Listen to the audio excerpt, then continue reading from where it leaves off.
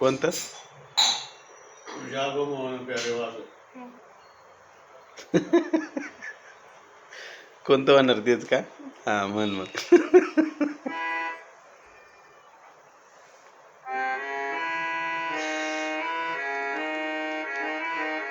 म्हणून म्हणून